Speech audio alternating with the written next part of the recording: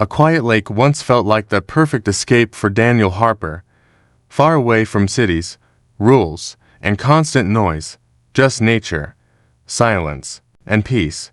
But peace never stays forever.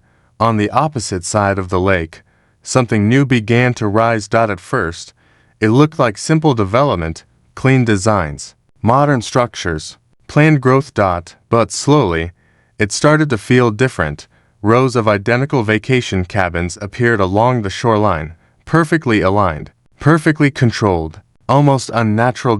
As if the land was no longer free. Daniel started asking questions, but answers were always incomplete or avoided. Something about the project was being hidden in plain sight. A group called the HOA was behind the entire development. They didn't ask for permission.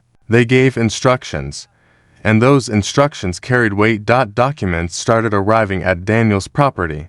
New rules, new boundaries, new restrictions. Things he never agreed to were suddenly expected. He tried to challenge it through official channels, but every office gave the same calm response. Everything had already been approved. Meetings were held in polished rooms with polite voices, but every decision was already made before anyone arrived. It was control, dressed as order. The lake you once saw as natural freedom was slowly turning into a managed system. Even nature felt like it was being organized. Construction never truly stopped. Even when weather turned dark, work continued in silence, like nothing could interrupt the plan. Each revealed more structure, more control, more ownership. The shoreline was no longer just land. It was an asset.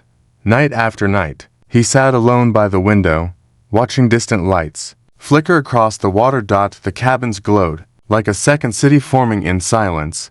Storms began to roll, and more often, wind moved across the lake like warning signals, but no one seemed to care.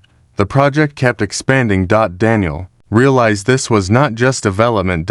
It was a takeover. Slow, legal, and unstoppable. Every signature had already been collected. He stood at the edge of his property, watching the horizon. The lake no longer felt like his world. It felt like something he was standing outside of. And the most dangerous part was simple. No one thought anything was wrong, because everything looked official. As days passed, restrictions tightened further.